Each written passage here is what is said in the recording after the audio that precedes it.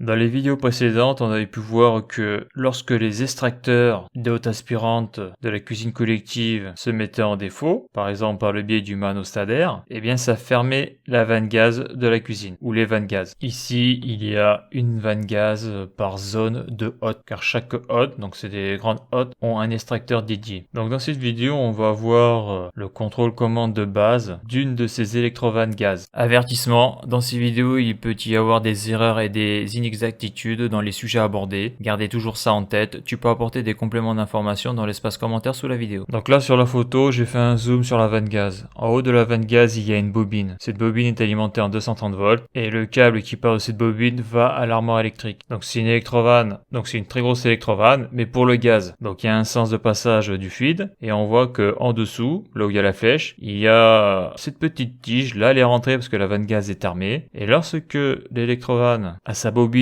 qui n'est plus alimentée, eh bien le levier, là, le petit levier descend et la vanne gaz se ferme, car c'est une vanne qui est bien sûr normalement fermée au repos, c'est-à-dire que lorsque la bobine n'est pas alimentée, la vanne gaz est fermée et pour qu'elle s'ouvre, il faut alimenter la bobine. Et donc quand l'extracteur se met en défaut, au bout de quelques secondes, la bobine n'est plus alimentée, car il y a une temporisation entre le défaut, l'apparition du défaut et la coupure électrique de l'alimentation de la bobine. Et donc le levier, là, la tige descend et la vanne gaz se ferme. Et lorsque le courant revient sur la bobine, la vanne gaz reste toujours fermée. Il faut appuyer sur la tige, il faut l'enfoncer entièrement. Et si c'est bon, la tige ne redescend pas, ça reste collé et la vanne gaz reste ouverte. Donc le réarmement de la vanne gaz est toujours manuel et sur la vanne. À partir du moment où il y a une tension sur la bobine. Ici, c'est du 230 volts. Alors attention, ici, c'est une vanne gaz dans une cuisine. C'est-à-dire que si l'extracteur se met en défaut, ça coupe la vanne gaz. C'est pour éviter que les cuistots soient enfumés dans leur cuisine. Car on le voit dans les grosses cuisines comme ça, il y a énormément d'appareils qui fonctionnent au gaz et si l'extracteur ne fonctionne pas,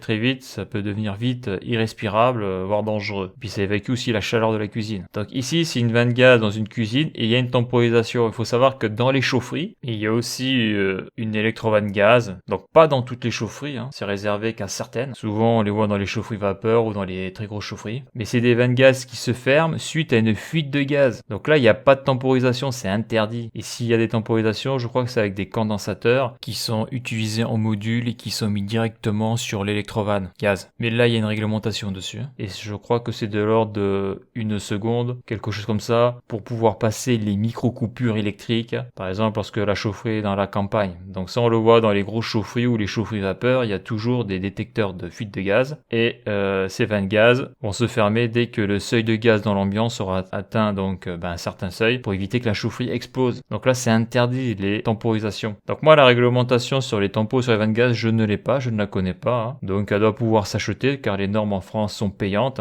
Donc ça, si tu la connais, ça serait bien de laisser un petit commentaire sous la vidéo. Mais sinon, c'est des normes à 200-300 euros. Donc moi, je vais pas acheter un PDF à 200-300 euros pour savoir quelle est la temporisation que l'on peut mettre légalement sur une vanne gaz. Sachant que moi, je fais que de la maintenance, du dépannage, je fais pas du bureau d'études. Voilà, donc ça, ce qu'il faut retenir, c'est que c'est l'extracteur qui coupe la vanne gaz pour éviter que les cuistots puissent faire fonctionner leur four ou leurs autres appareils qui fonctionnent avec du gaz, pour éviter qu'ils s'enfument. D'ailleurs, c'est pareil dans les cuisines de fast-food. En chaufferie, c'est interdit de mettre ce type de temporisation, de faire ce type de montage sur la commande de l'électrovanne gaz. Donc là, voici la partie du schéma électrique où on peut voir donc une des vannes gaz cuisine. Donc dans ce local électrique, c'est comme ça qu'ils ont géré la chose. Donc je vais partir de l'électrovanne gaz et je vais expliquer ce schéma. Donc on voit que l'électrovanne gaz est alimentée ici en 230 volts. Donc ici on a la phase, le neutre, donc ici 230 volts, 0 volts. On voit qu'à côté la tension est de 48 volts. Donc ici là c'est du 48 volts. Mais je vais revenir après. Donc là on voit que au-dessus de la bobine il y a un contact normalement ouvert. Et on voit ici là, ce qui ressemble à un petit parachute, c'est le symbole d'une temporisation. Donc c'est la tempo T1. La temporisation T1 ici on voit que le carré noir est alimenté en 48 volts et c'est une tempo repos. Donc lorsque cette temporisation sera alimentée, le contact là va basculer instantanément sur la droite. Donc le NO sera fermé, il sera passant. Donc s'il est passant, le 230 volts passe, l'électrovanne est alimentée, la vanne gaz s'ouvre.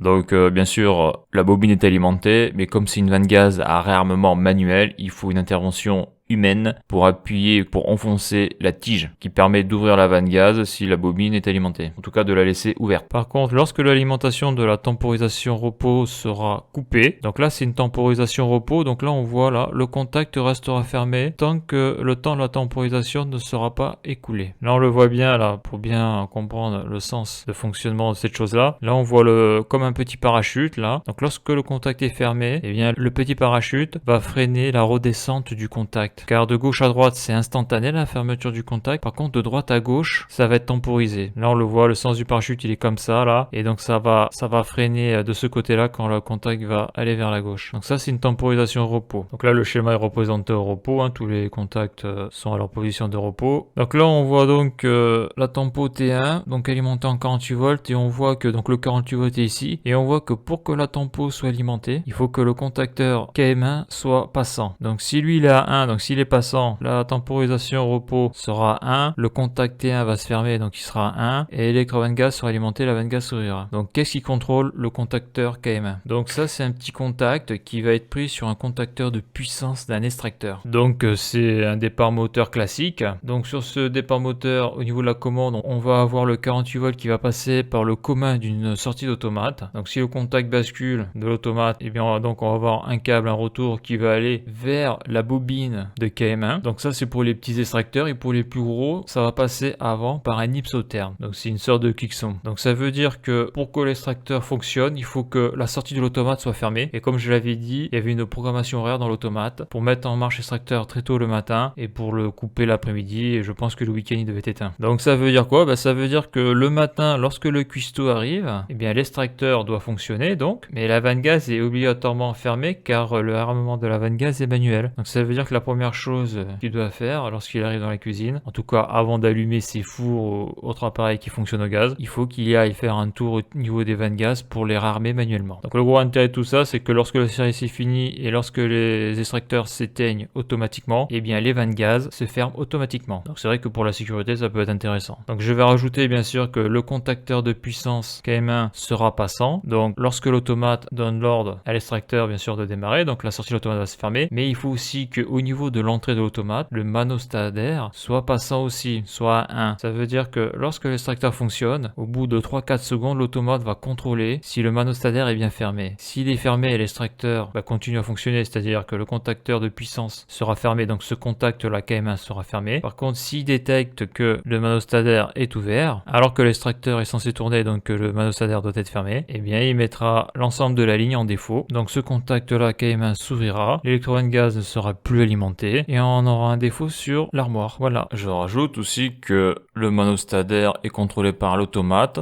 en permanence tant que l'extracteur est en marche. Donc au moindre défaut sur le manostadaire, eh bien l'extracteur sera coupé automatiquement par l'automate. Et donc après la temporisation de la tempo repos, la vanne gaz se fermera. Donc voilà le fonctionnement de ce petit montage. Comment est contrôlée la vanne gaz de cette cuisine. Donc là sur la photo tu peux voir à quoi elle ressemble, là c'est temporisation, donc là on peut voir que c'est une tempo repos, c'est une LADR4, donc tempo repos ou off delay en anglais, qui est réglable de 10 à 180 secondes, et on remarquera qu'ils ont mis le bloc temporisation sur un contacteur de puissance, et on voit que sur ce contacteur de puissance, ce contacteur moteur, on voit que au niveau des phases L1 et de L3 il n'y a rien de raccordé, ça sert à rien d'utiliser un contacteur de puissance, surtout s'il n'est pas raccordé, juste pour une temporisation repos, ils auraient pu utiliser un contacteur auxiliaire.